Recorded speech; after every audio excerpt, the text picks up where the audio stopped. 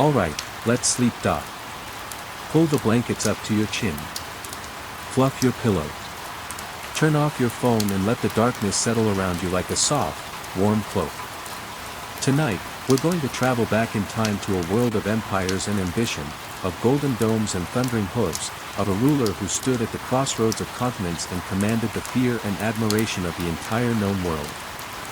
We're going to meet a man who was known as both the Magnificent and the Lawgiver, a sultan whose reign was the golden age of the Ottoman Empire. His name was Suleiman I.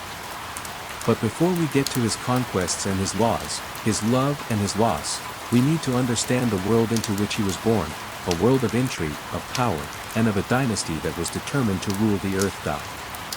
Part 1, The Prince in the Shadows. The year is 1494. The place is the city of Trabzon, on the southern coast of the Black Sea.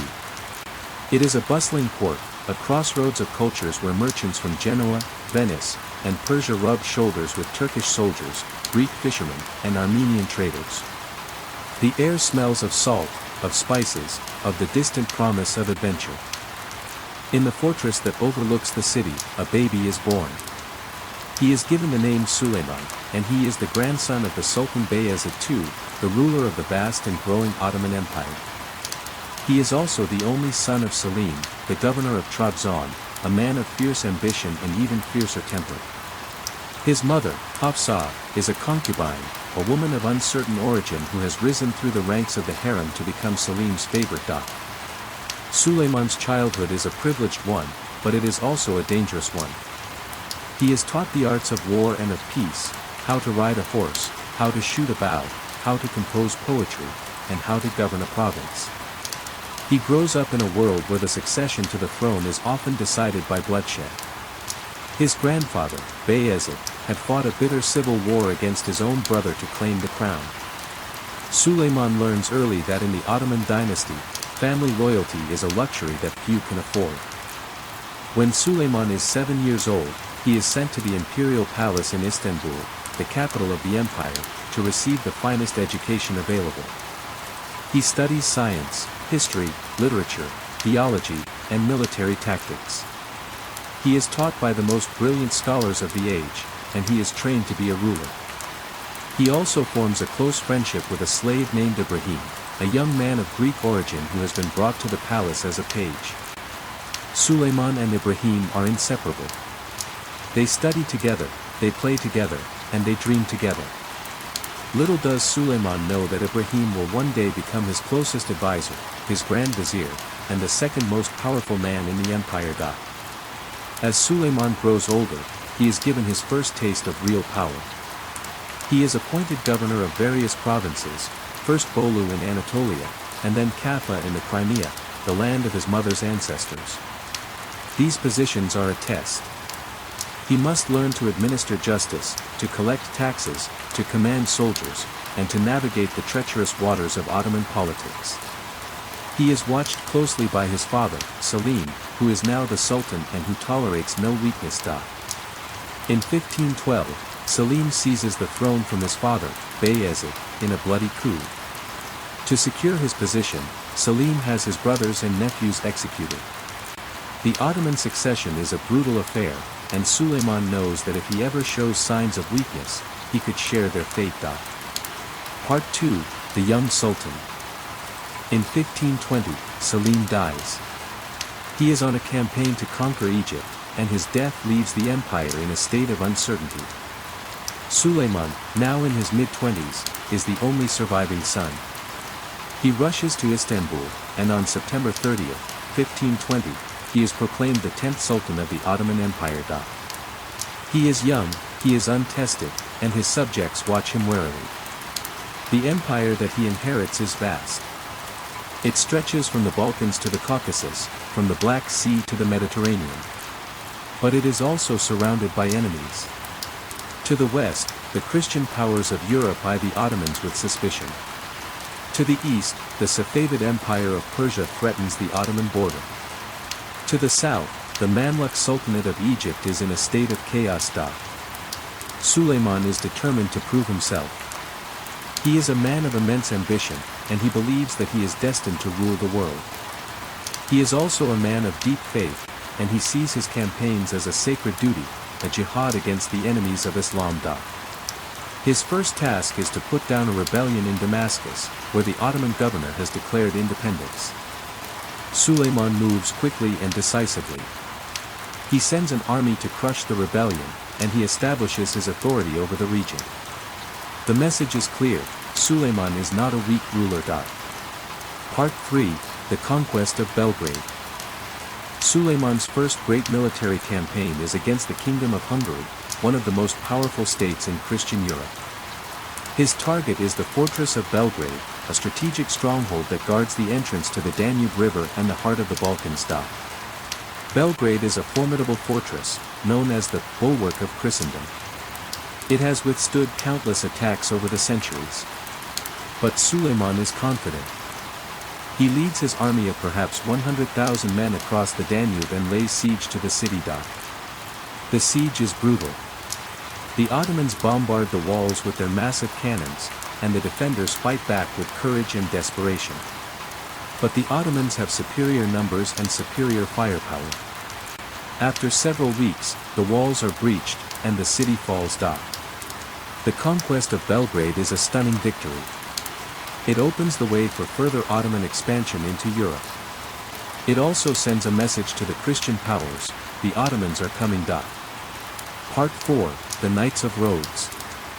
Suleiman's next target is the island of Rhodes, a strategically located island in the eastern Mediterranean, held by the Knights Hospitaller, a military order of Christian knights who have been a thorn in the side of the Ottomans for generations. The Knights of Rhodes are formidable warriors.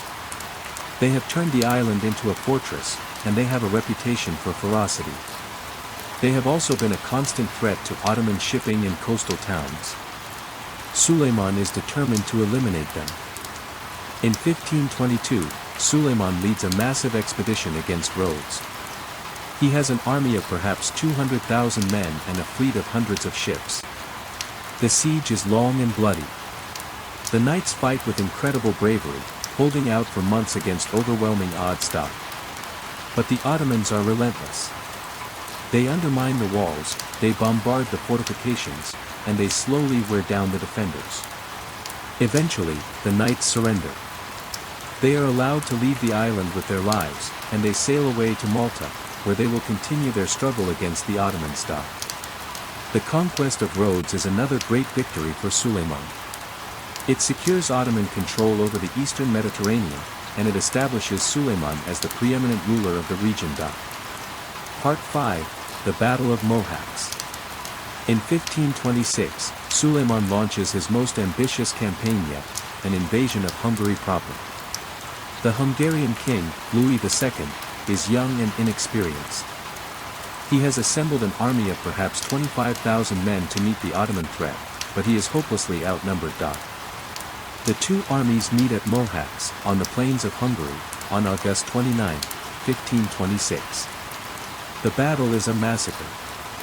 The Ottoman army, with its superior tactics, its disciplined infantry, and its devastating cannon fire, overwhelms the Hungarian forces. King Louis II is killed in the retreat, drowning in a swamp. The Hungarian army is annihilated. The Battle of Mohács is one of the most decisive victories in Ottoman history. It breaks the military power of Hungary, and it opens the way for the Ottomans to occupy much of the country. Suleiman enters the Hungarian capital, Buda, in triumph, and he installs a vassal king to rule the territory. Part 6, The Siege of Vienna. Emboldened by his victory, Suleiman now sets his sights on an even greater prize: Vienna, the capital of the Habsburg Empire and the most powerful city in Central Europe. The Habsburgs are the greatest rivals of the Ottomans, and Suleiman is determined to crush them. In 1529, Suleiman leads his army to the gates of Vienna. He has perhaps 120,000 men, and he is confident of victory. The city is defended by a much smaller force, but the defenders are determined. The siege is a brutal affair. The Ottomans bombard the walls, they try to undermine the fortifications, and they launch wave after wave of attacks. But the defenders hold out. The weather turns against the Ottomans, and their supply lines are stretched thin. After several weeks, Suleiman is forced to raise the siege and retreat. It is the first major defeat of his reign. The failure to capture Vienna is a bitter disappointment for Suleiman, but it is not a disaster. He has pushed deep into Europe, and he has demonstrated the power of the Ottoman Empire. The Habsburgs are forced to recognize the Ottoman presence in Hungary, and they agree to pay tribute to the Sultan. Part 7, The Campaigns in the East. While Suleiman is conquering Europe, he is also expanding his empire to the east. The Safavid Empire of Persia is a constant threat, and Suleiman is determined to crush them. In 1534, Suleiman leads a campaign into Persia. He captures the city of Tabriz, and he proceeds to Baghdad, the ancient capital of the Abbasid Caliphate. The conquest of Baghdad is a momentous event. It brings the holy cities of Islam under Ottoman control, and it establishes Suleiman as the protector of the faith. Suleiman also campaigns in the Caucasus, conquering the Christian kingdoms of Georgia and Armenia. He pushes the Ottoman border to the Caspian Sea, and he establishes Ottoman dominance over the region. Part 8, The Naval Empire. Suleiman is not just a land conqueror, he is also a naval commander. He builds a powerful fleet, and he uses it to challenge the Christian powers in the Mediterranean. In 1538, the Ottoman navy defeats the combined fleets of Spain, Venice, and the Papal States at the Battle of Preveza. It is a stunning victory. The Ottomans control the eastern Mediterranean, and they are able to project their power as far west as the coast of North Africa. Suleiman also establishes Ottoman dominance in the Red Sea and the Persian Gulf, challenging Portuguese control over the Indian Ocean trade routes. Part 9, The Lawgiver. Suleiman is known in the West as the Magnificent, but in the Islamic world, he is known as the Lawgiver. He earns this title because he completely reorganizes the legal system of the Ottoman Empire. He issues a code of laws, known as the Canonade, that governs every aspect of Ottoman life, from taxation to criminal justice to the rights of minorities. Suleiman's laws are based on Islamic law, but they are also influenced by the traditions of the conquered peoples. He introduces new laws that protect the rights of non-Muslims, and he ensures that justice is administered fairly. He also establishes a system of courts, with judges who are trained in Islamic law.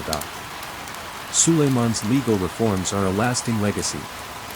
They provide stability and order to the Ottoman Empire, and they help to create a sense of justice and fairness among its diverse subjects. Part 10, The Poet Sultan. Suleiman is also a poet and a patron of the arts.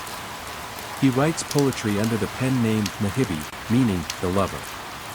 His poetry is deeply personal, often expressing his love for his wife, Hürrem, and his longing for her when he is away on campaign. Suleiman's court is a center of culture and learning. He employs the finest artists, architects, and scholars of the age. He commissions magnificent buildings, including the Suleiman I Mosque in Istanbul, which is considered one of the greatest masterpieces of Ottoman architecture. The Suleiman I Mosque is not just a place of worship, it is a symbol of Suleiman's power and his devotion to Islam. It is a vast complex that includes schools, a hospital, a library, and a soup kitchen for the poor. It is a testament to the grandeur of the Ottoman Empire. Part 11, The Love of His Life. Suleiman's reign is also marked by his extraordinary love for a woman named Hürrem, known in the West as Roxolana. She is a slave girl of Ruthenian origin, captured in the Crimean slave trade and brought to the Ottoman court. She is red-haired, vivacious, and intelligent, and she quickly captivates the Sultan. Hürrem becomes Suleiman's favorite concubine. She bears him several children, including the future Sultan Selim II. But Hürrem is not content to be just a concubine. She is ambitious, and she is determined to be Suleiman's legal wife. In a stunning break with tradition, Suleiman marries Hürrem in a legal ceremony. This is unprecedented. No Ottoman sultan has ever married a concubine. The marriage scandalizes the court, but Suleiman is determined to have his way. Hürrem becomes Suleiman's most trusted advisor. She corresponds with foreign leaders, she commissions public works, and she wields immense influence over the politics of the empire. She is also a patroness of the arts, and she uses her wealth to build mosques, schools, and hospitals. Hürrem is hated by many in the court. They see her as a manipulative schemer, a woman who has used her influence to eliminate her rivals. She is accused of witchcraft, and she is blamed for the execution of Suleiman's close friend and Grand Vizier, Ibrahim Pasha. Ibrahim Pasha had been Suleiman's closest friend and his most trusted advisor. He had risen from humble origins to become the second most powerful man in the empire. But he had also become arrogant and overbearing. He had made enemies, and Hürrem was one of them. She convinced Suleiman that Ibrahim was plotting against him, and in 1536, Ibrahim was executed on Suleiman's orders. The execution of Ibrahim is one of the darkest moments of Suleiman's reign. It shows that even the most powerful men in the empire are not safe from the Sultan's wrath. Part 12, The Twilight Years. As Suleiman grows older, he becomes more isolated and more suspicious. He spends more time in his palace, and he delegates more of his responsibilities to his advisors. He also becomes increasingly anxious about the succession. Suleiman's eldest son, Mustafa, is a popular and capable prince. He is seen by many as the natural successor to the throne. But Hürrem has her own sons, and she is determined to see one of them become sultan. She plots against Mustafa, and she convinces Suleiman that Mustafa is plotting to overthrow him. In 1553, Suleiman orders the execution of his own son. Mustafa is strangled in his tent while his father watches from a distance.